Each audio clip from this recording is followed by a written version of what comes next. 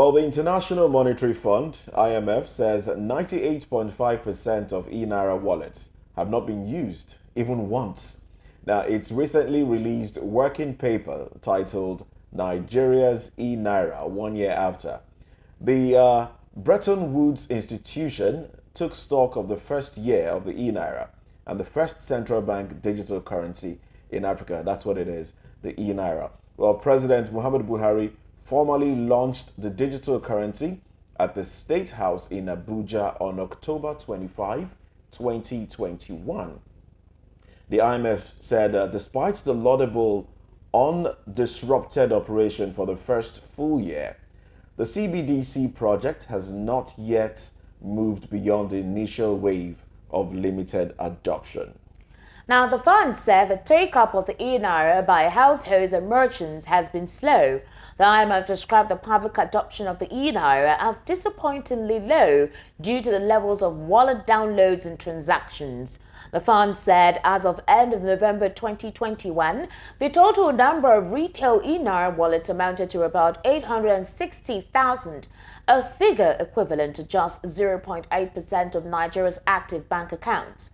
On transactions, the IMF said most wallets appear to remain inactive except for a limited window of weeks of activity surge. The institution said the average number of e-Naira transactions weekly were carried out only by 1.5% of downloaded wallets. The IMF said network effects suggest the initial low adoption spell would require a coordinated policy drive to break it. Well, we have joining us virtually financial expert Dayo Adewale. Good morning to you. Hello, good morning. Good morning to you, Dayo. Now let's help us make sense of the e-Naira, blockchain, cryptocurrencies. Let's make sense of it all before we go into the nitty-gritty of things. What are these things really? Oh, okay. These are digital currencies. And I know we believe the e-Naira to actually be the same as the blockchain, but while there are a lot of similarities, we have some differences. A good example is the fact that the e-Naira is actually the liability of the central bank. It's backed up by this of a nation, one country, unlike the blockchain and the crypto that are not. So the e-Naira in Nigeria is backed up by the Central Bank of Nigeria and is the liability of the Nigerian government. So that's the little difference between them. But the blockchain, the cryptocurrencies, all these digital currencies that you can use their legal tender in some countries, you can use them for virtually everything. They're like money. Or instead of you having cash in your wallet, then you have these digital currencies. They have their benefits and they also have their, of course, their ups and downs. But countries, they are legal tender, but in Nigeria, we only have the e-Naira. All right. Similar feature backed up by the CBN. All right. Is it possible that possibly some Nigerians do not know how to use it, or possibly they're not properly oriented, or they don't trust the e-Naira, especially from the CBN? So is there a possibility of that? Oh, yes, there's a possibility of that. However, I would say when the e-Naira was launched, there was this, everybody was happy about it. They had acceptance at first, but after a while, when testing it and it wasn't working for them, at the end of the day, people stopped using. But I think they became better, and they had already lost the trust of some people. It took different steps to get to where we are at the point where it seems nobody wants to use the e-Naira. It was the bank. I think the governor of CBN said the banks don't want people to use this e-Naira because it's going to affect the commercial bank. The deposits, customer will no longer deposit money with them. But later I saw that even the banks themselves were the ones spearheading this, announcing this, that you can download the e-Naira, you can use this. All right, so if I understand you correctly, are you saying that there was some sort of sabotage initially between commercial banks and the CBN's CBDC That's what it is, right? CBDC. No. Well, are you saying there was this it's sabotage that the banks didn't want people to use it? Is that it, or the fact that people did not trust it enough to want to download and use? Oh, I would say no, I won't say there was a sabotage, but there was reluctance in the parts of the commercial bank because of the way it will affect them. But never, yes, we still had the trust problem and the approach because the e-naira is supposed to solve the problem of financial inclusion. Yes. When the e-naira was launched, it was first launched on an Android phone. It was after a few downloads and after a while before the USSD was launched. So at the end of the day, there was already that signal that says this is going to be a digital thing. You do not have an Android, you can't use it. And when it came out, it did not. There was not no rush to use this as when the app itself was launched. You see, people with Android were downloading, but when the USSD came, people in the remote areas Yes. they couldn't use it. Okay, so here is the scenario, right? You know that a lot of Nigerians who are in abroad who want to send various currencies, either euros or pounds or dollars to their family members right here. So there were several applications that allowed that to happen.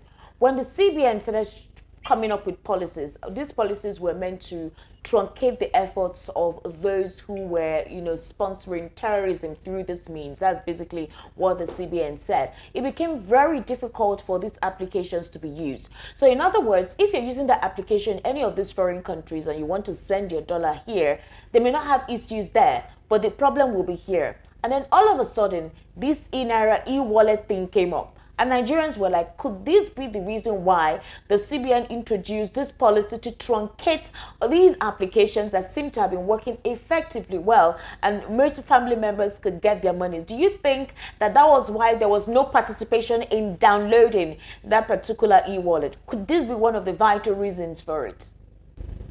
Yes, I believe that was one of the vital reasons for it. The attempt of to truncate those activities is just all to monitor the money laundering and the financing terrorism finance people who are financing terrorism. That those are the reasons the government tried to place restrictions. But I think people got the wrong idea and they were like, okay, because of this e-naira, that was why we now have difficulty sending money home. And if blockchain, cryptocurrencies was banned in Nigeria, so felt that was because of the e-naira, and because of that, some people just didn't want to adopt. What happened to Western Union? I heard that the process had become difficult, and that's why a lot of people do no longer go through that process. Yes, it is. The thing is, I think okay, now the federal government actually had a plan, but it didn't work out because the e-naira was supposed to solve all the problems. It was supposed to make it to do remittances in any country. It was supposed to do that and do financial inclusion, be easy for government to trace this, be easy for us to do a lot of things. But unfortunately, that did not work out. Okay. Now, for the sake of the layman, yes, because I know that we are here having this conversation and, we know what Bitcoin is.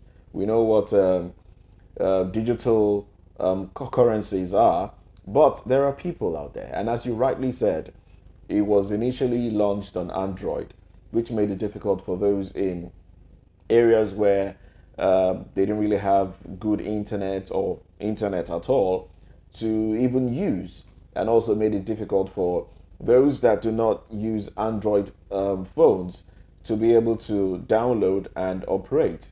It was later on that the USSD came out. But let's break it down. What are digital currencies? Inara is a digital currency. What are digital currencies? Are you saying that I can transfer money from my account, or maybe I take cash, go somewhere and I say, okay, take this cash, upload the value of this in a device which I will carry on my phone, being the wallet, the application now being the wallet, carry on my phone, and with that I can push money around without carrying cash on me. I don't know. That's how that's how I would explain it. But I mean, you're in the sector. How would you explain digital currencies and breaking it down for the layman to really understand? Okay, so I'll say what you have said is correct. Actually, the only difference is that for the e-naira, you have to transfer it from your bank to your wallet. So Okay. naira is like your wallet, but it's not physical cash. It is your cash, but no physical cash. You carry it around in your mobile device, either or your Android phone. So you are very correct. With that, you can do transfer from one. You can do transfer from one Naira wallet to another Naira wallet, and this is supposed to be free. It's supposed to be faster. It's supposed to be easy to use in any remote area. That was the intention of the e-naira note. It was also supposed to be used for social welfare. So, like this money, we are trying to distribute relief fund to an area, or with the e-naira, all the government need to do is to just credit the e-wallet, and everyone will have the money wherever they are. It will be easier to carry out all this kind of social welfare with that. It's easy, tax and other things. So those are the things that I was supposed to solve. And it's just like you said, it is your money, but electronic money. It's not a physical money, and you can Okay, do I will. anything you want with it. I would say that I had the wallet on my phone. I mean, I downloaded it at some point. I downloaded it, but then when my phone was getting full and I needed space, and When you I say phone went was through. getting full, was it the money in your No, no, no, no, wallet? not the applications on my phone. Okay. And then I went to my mobile app and then checked and saw that okay, these apps had more MBs, Okay. and removing them will create space. And the Inara was one of them, so I had to remove it. Now, doesn't that make it? Is there? I don't know. Is there? Can they make it smaller, Like compressing it, right? compressed up? Could that be a reason why some people don't even have it? I mean, I had it, but I had to take it out, and I wasn't using it. It was heavy. To be honest, it was too heavy for my phone. Oh. Could that be a reason why some people don't have it? I doubt many people actually check the Well, size of before you continue, let's establish that we have John Akerele joining us virtually as well. Good morning to you, John. Good morning and thank you for having me. All Thank you for right, joining us. welcome. Just hold on a bit. Let's continue with Dio. Go ahead, please. Okay, so I was going to say that yes, I doubt if a lot of Nigerians actually check the size of the app they downloaded, but say the failure of the e-naira um, had a lot of issues with them. That's my B for, but the major reason why we have this reluctance in and user acceptance, and it's all because one, it came as an Android. Internet was a challenge. The problem of telecommunication was not solved, so internet was a challenge. So people don't even have power to power this their Android devices, so they couldn't use it. Then they were they supposed to use it? So we didn't have stores. We're supposed to have stores where you go and make purchase, you just scan and you pay. You businesses are supposed to have it, you scan, you pay. Even the normal regular yellow buses are supposed to have where you can use this in naira. But how many, where do you use them apart from you transferring from one in naira wallet to another? Not this currencies. I think that was one of the major, and the fact that it came on Android. Many of the people who this is supposed to benefit don't use Android. When the USSD came, it came late and no use. All right, so John, thank you very much, Daya. And let's go to John now. John Akerele is also an analyst. Thank you very much once again for joining us, John. Now, what do you make of this Thank issue with the e-naira now? They're saying in the first few months of its launch, a lot of downloads were made, but even the downloads that were made are like 0.8% of the banking public. All right. Now, so what do you and then after that, after the first 1 month, it became a drag to even go from 500,000 to 600,000. It took a long time. It was a drag to get more people to buy into the idea. Why do you think that was so? All right, thank you for having me. I think first thing first, before we move from physical currency into digital currency, we should ask ourselves simple questions. Have we put in all the parameters that will make that smooth running of transitioning from physical cash into digital currency? If we have ticked all the boxes, then we are good to go.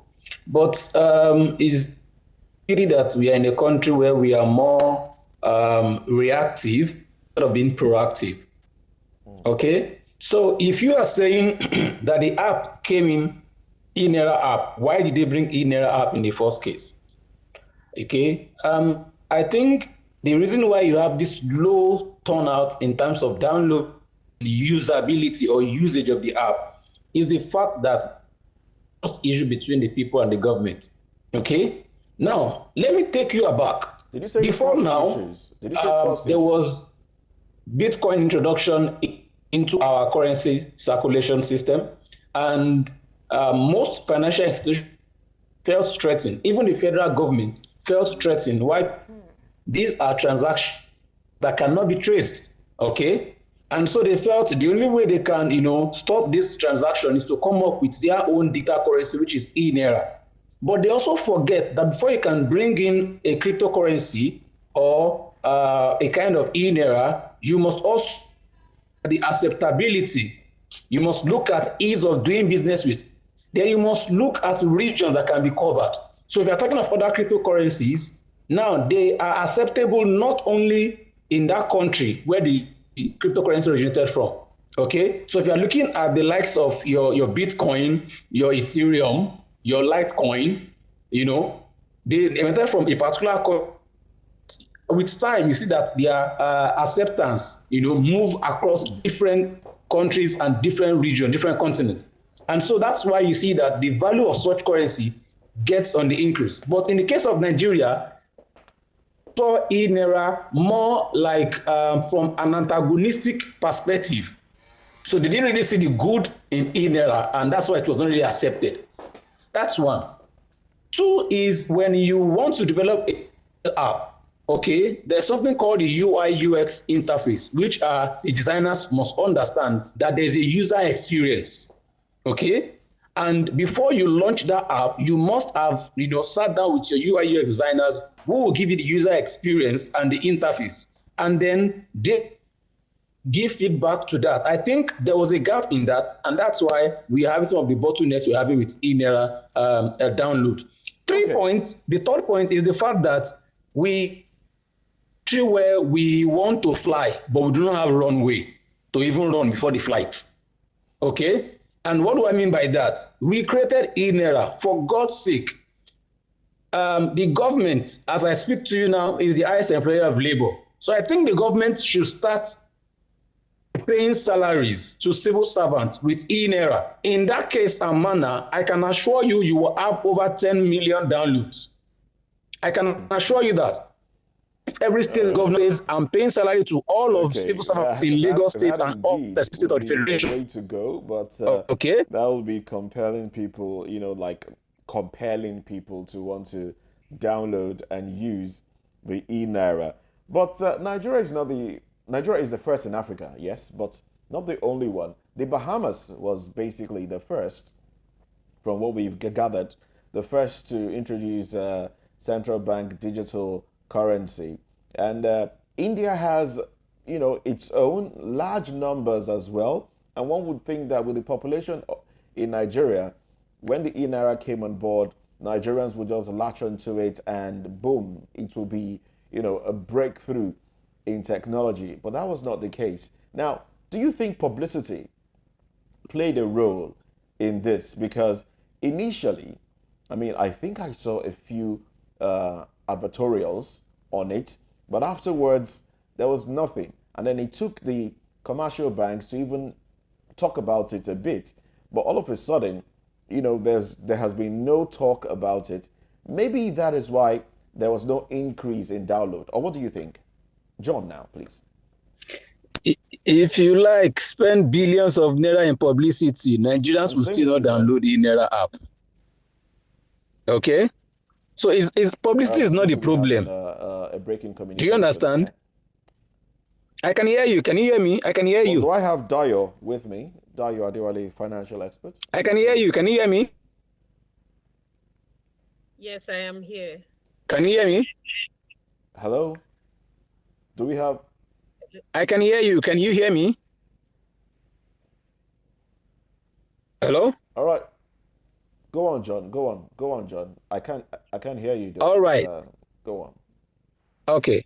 So now if we spend billions of naira in publicity and we don't do the needful that we ought to do. Now, part of the needful we must do is the fact that when you are to pay your taxes to state government coffers, you can use e-Naira option as payment option. Okay? That will ease your stress of going to the bank to queue. So from your home, from the comfort of your home, you can pay your personal income tax. You can pay tax easily from your phone without going to any bank to queue. So once people see the usability, or the doing business with this e-Naira, they accept it. Nigerians want something that will make life easier and faster for them. All right. So I think when you go to your open market, do the market women even have phone that can have e-Naira so that they can accept payment? Talk about your big malls, Just Right, ShopRite, and the likes. Do they also have option that accepts e-Naira as a mode of payment? The answer is no. And if these places go to make bulk shoppings and they cannot make payments with e-Naira, then where do they want to spend the e-Naira? Is it in Danfo? That cannot happen. So the government must be intentional and must be strategic in terms of placing payment options.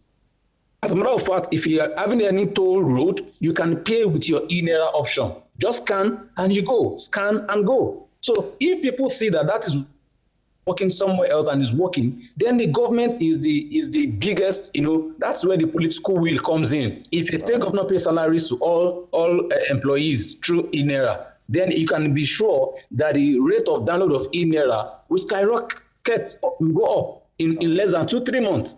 And once that start happening, I want to do transactions and I can make payment to you easily with my e-Naira. You see that other vendors will also go out to register, download the app, register an account, and then start receiving payments. Another thing they should do on that e-Naira app is the fact that e-Naira should be able to transfer digital currency to other platforms. What do I mean? It means that I can transfer money from my e-Naira wallet to probably a First Bank or a GTB bank. I can also do the same to any wallet, to PalmPay or OPay or which all these fintechs, So once you're able to have cross-border transactions, you are sure that the rate of download and the usability of your app would increase. And that is where people now start absorbing that which you've put before them. All right, then. Thank you very much, John Akirili. Let me come to Dayo now as we wrap up this part of the show. Dayo, what would your advice be as a financial expert? What would your advice be as regards the usage of e-Naira to Nigerians and the government now? Okay, I like what John was saying about adoption. Government should adopt. I don't think if there's a challenge if the government wants to adopt it, because we woke up one day and without your NIN you can't have in Nigeria, and it worked. We have OPay, PalmPay, even in the remotest village, you could see those working, which means it can work. It's adoption. The government have to start this first, push this and stand by it, ensure it, just like John have said, start from the government a step, start using it to. But my challenge is that when it seems as if the government wants us to use this in naira, but there's I think there's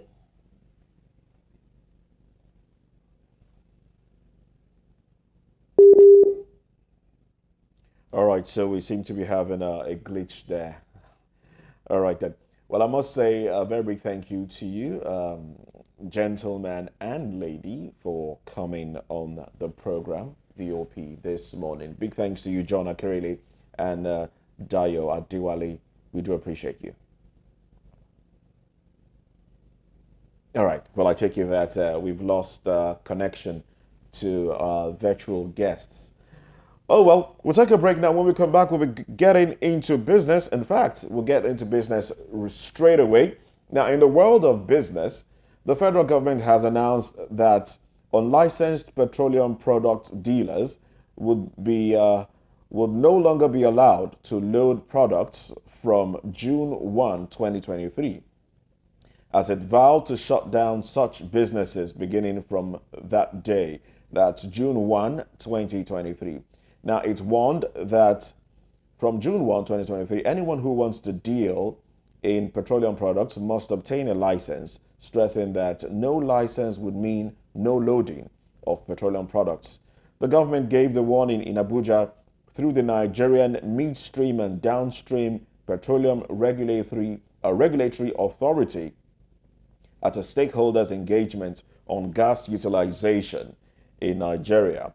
Now, the objective of the engagement was to enlighten operators on the need to urgently obtain the requisite petroleum storage license and to engender the transition from white products to gas. Another story is that the federal government may save about 35 trillion naira in fiscal expenditure within the next 5 years with the commencement of the operations at the Dangote refinery and petrochemicals. The governor of the Central Bank of Nigeria, Godwin Emefiele, disclosed this yesterday during the ceremony to inaugurate the Dangote Petroleum Refinery and Petrochemical Facility in Ibeju-Lekki, Lagos.